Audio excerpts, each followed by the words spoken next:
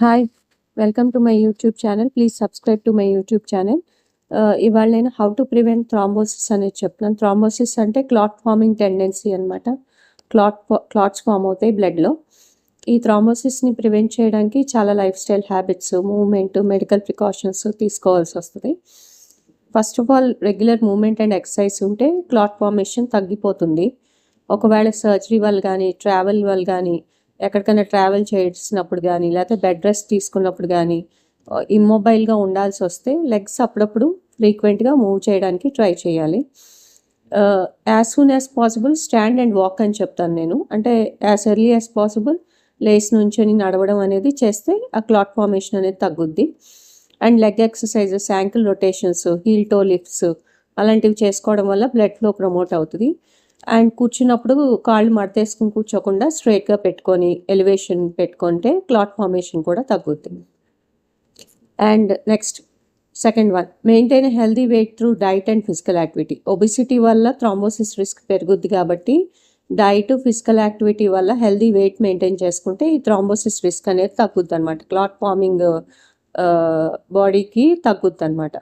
At least 30 minutes of moderate exercise daily చేస్తే ఈ clot formation అనేది తగ్గించవచ్చు.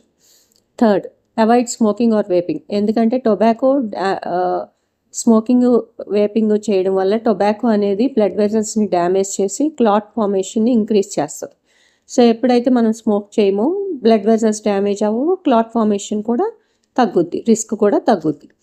Stay well hydrated and especially during long periods of immobility like travel to prevent blood thickening. ఎప్పుడన్నా long travel చేయాలి, అలా immobilise అయ్యి ఉంటారు, అలా కూర్చునే ఉండాల్సి వస్తుంది, లేకపోతే పడుకునే ఉండాల్సి వస్తుంది. వాటర్ ఎక్కువ తీసుకోవడం వల్ల బ్లడ్ థిక్కెన్ అవ్వకుండా క్లాట్ ఫార్మేషన్ కూడా తగ్గుద్ది అనమాట. లాంగ్ ట్రావెల్స్ చేస్తున్నప్పుడు plane, car, flight, car travel, train travel, అప్పుడప్పుడు లేచి నుంచోవడం, కూర్చోవడం, లేకపోతే అటు ఇటు నడవడం, లేకపోతే లెగ్ స్ట్రెచ్ చేసుకోవడం ఇంటర్మిటెంట్ వాకింగ్ అంటారు. ఫ్లైట్ ట్రావెల్ అప్పుడు, కార్ ట్రావెల్ అప్పుడు అలాగ కాస్త కాళ్ళు స్ట్రెచ్ చేసుకోవడం, యాంకిల్ రొటేషన్స్ చేసుకోవడం, ఇలాంటివి చేసుకోవడం వల్ల బ్లడ్ క్లాట్ ఫార్మేషన్ అనేది తగ్గుతుంది.